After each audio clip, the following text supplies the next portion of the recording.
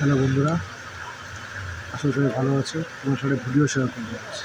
কপাল কি থাকে যদি মালিকে বলে না, ঠিক সেই অবস্থা আমাদের সঙ্গে দেখাচ্ছে। ট্রেন অ্যাক্সিডেন্ট, কতগুলো মানুষ কীভাবে বেঁচে গেছে। মনের সাহস, মনের জোর, অবশ্যই আমরা বাঁচব এই চিন্তা করে যদি বেঁচে থাকি, যত বিপদ আসুক আমরা হারবো না, আমরা লড়াই করবো। সেই একটা নমুনা তোমার সঙ্গে ভিডিও শেয়ার করে তুমি অবশ্যই দেখবে, অবশ্যই প্রত্যেকটা টাটা।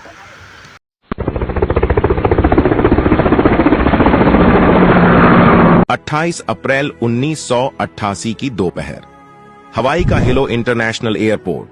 यहां एक जहाज पर सवार हो रहे यात्रियों को नहीं पता था कि उनके साथ कुछ देर बाद इतिहास की सबसे विचित्र घटनाओं में से एक घटना घटने वाली है। उन्हें क्या पता कि वे जिस हवाई जहाज में बैठ रहे हैं 24,000 फीट की ऊंचाई पर उसकी छत ही उड़ जाएगी और इतना होने के बाद भी वे जिंदा बचे रहेंगे। आज भी इस उड़ान के यात्री घटना को याद कर सिहर जाते हैं। अलोहा एयरलाइंस की इस फ्लाइट को हवाई की राजधानी होनोलुलु लैंड होना था। कहने को यह सिर्फ 35 मिनट की फ्लाइट थी, लेकिन जिंदगी और मौत के खेल ने इसे बहुत लंबा बना दिया था। दूरी कम होने के कारण यह फ्लाइट दिन में कई फेरी लगाती। उस रोज यह इसकी 7वीं फेरी थी। फ्लाइट की कमान कैप्टन रॉबर्ट स्कॉर्नस्थाइमर और फर्स्ट ऑफिसर मिमी टॉम्पकिंस के हाथ में थी। दोनों को 12,000 घंटे प्लेन उड़ाने का अनुभव था। कैप्टन ने फ्लाइट में सब कुछ चेक किया और उड़ान भरनी शुरू की। जब फ्लाइट अपने सफर की आधी दूरी तय कर चुकी थी, तब वह 24,000 फीट की ऊंचाई पर थी। फ्लाइट में कुल 95 लोग सवार थे। इसी दौरान 1:48 पर जब सभी यात्रियों को ड्रिंक सर्व की जा रही थी, तभी सबको अचानक एक जोर का झटका लगा। सामने जो नजारा था उसे देखकर सब दंग रह गए। प्लेन की बॉडी यानी फ्यूसलेज का एक हिस्सा हवा में उड़ गया था। प्लेन की पहली से छठी रो तक की छत और दीवारें गायब थीं। स्वाभाविक है कि इतनी ऊंचाई पर अगर प्लेन की छत ना हो तो लोग बाहर की ओर खींचने लगेंगे। लेकिन गनीमत यह रही, उस समय सबने सीट बेल्ट बांधी हुई थी, क्योंकि सफर सिर्फ 35 मिनट का ही था। अगर सीट बेल्ट ना बांधे होते तो सभी हवा में उड़ जाते। हालांकि चुनौतियां अब भी बनी हुई थीं। सबसे बड़ी परेशानी थी ऑक्सीजन की कमी। प्लेन में ऑक्सीजन मास्क तो थे, लेकिन वे छत में लगे होते हैं और छत गायब थी। देखते ही देखते लोग घुटन महसूस करने लगे। दूसरी ओर जब लोगों ने पता किया कि क्या प्लेन का कॉकपिट बचा हुआ है, पाया कि कॉकपिट तो बचा है, लेकिन सिर्फ फ्लोर के एक टुकड़े से जुड़ा हुआ। उसका दरवाजा जाम हो चुका था।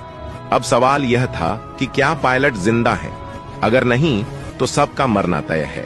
इसी दौरान एक फ्लाइट अटेंडेंट ने लोगों से पूछा कि क्या कोई प्लेन उड़ा सकता है। इस सवाल ने सबको बेचैन कर दिया, लेकिन फिर सबने देखा कि प्लेन नीचे जा रहा है, लेकिन गिर नहीं रहा। एक निश्चित गति से ऊंचाई कम हो रही थी, जिसका मतलब था कि पायलट जिंदा है। पायलट कुछ मिनटों में प्लेन को 10,000 फीट की ऊंचाई तक ले आए, जिससे ऑक्सीजन पाने में आसानी हुई। फिर एक और समस्या हो गई। प्लेन की बॉडी पर इतना भयंकर जोर पड़ा कि कॉकपिट ही टेढ़ा हो गया।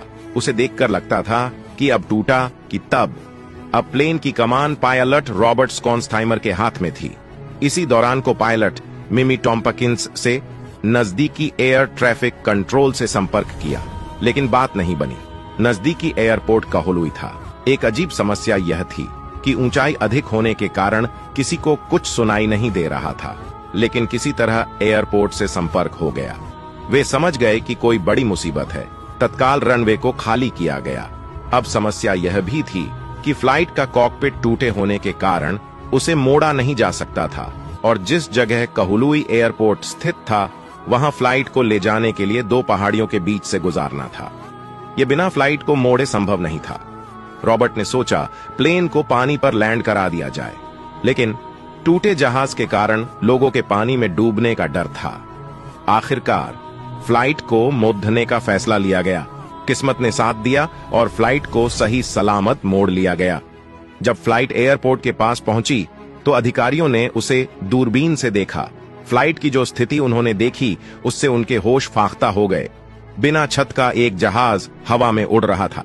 अंदाजा लगाना मुश्किल था कि इस फ्लाइट में सवार लोगों का क्या हुआ होगा। आखिरकार पायलट ने विमान तेजी से रनवे की ओर बढ़ाया, लेकिन अभी मुसीबतों का सिलसिला खत्म नहीं हुआ था। अब फ्लाइट का लेफ्ट इंजन फेल हो गया था। पायलट के सामने कोई विकल्प नहीं था और फ्लाइट को रनवे पर उतारा गया। किसी तरह घिसटते हुए वह थम गया। हादसे में 7 लोगों को गंभीर चोटें आईं। लगभग 60 लोग घायल थे और सिर्फ एक मौत हुई थी। मरने वाली थीं फ्लाइट अटेंडेंट क्लाराबेल लांसिंग। उन्होंने सीट बेल्ट नहीं बांधी थी और अनुमान लगाया गया कि वह हवा में उड़ गई होंगी। घायलों को अस्पताल पहुंचाया गया। उन्हें खुद पर यकीन नहीं हो रहा था कि वह जिंदा हैं। इस मामले की उच्च स्तरीय जांच हुई, जिसमें अलोहा, बोइंग और सरकार तीनों को जिम्मेदार माना गया। बोइंग को पता था कि अलोहा की फ्लाइट जर्जर हो चुकी है, उनकी स्थिति उड़ान भरने लायक नहीं है।